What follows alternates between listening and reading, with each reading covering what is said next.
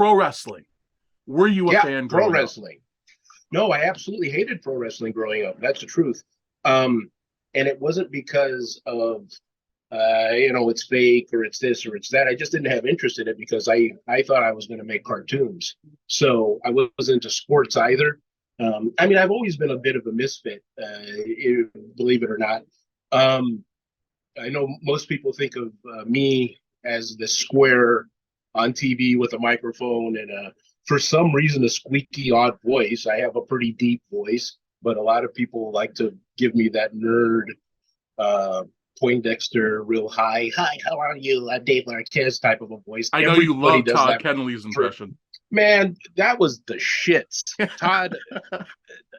Todd sounds more like that than I do.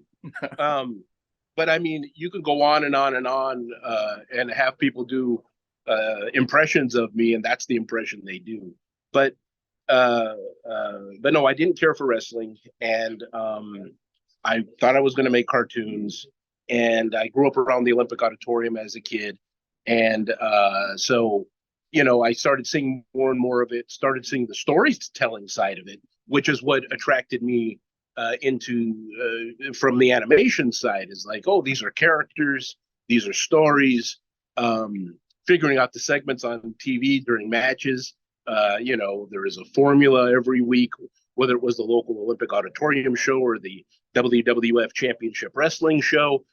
I started looking at it more from a technical standpoint than from an entertainment point of view. So that's what drew me in. It wasn't necessary. And Freddie Blassie, seeing Freddie Blassie, the wrestler in Los Angeles on LA TV, that was really cool. Like that was unique because you don't see people like that in LA.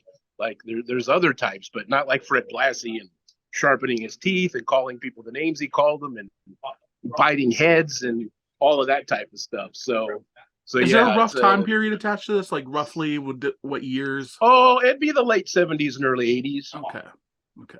Yeah.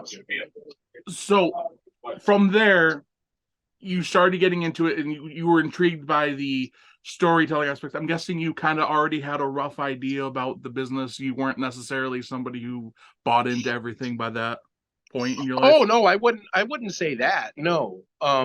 It just didn't appeal to me. Again, my heroes growing up were Walt Disney and Fred Rogers, and they want you to be nice to people. It's so difficult for me at times too, to be very honest with you, Ken.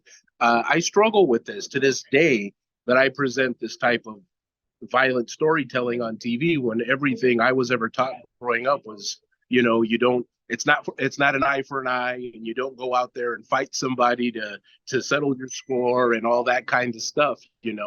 It's I struggle with that daily.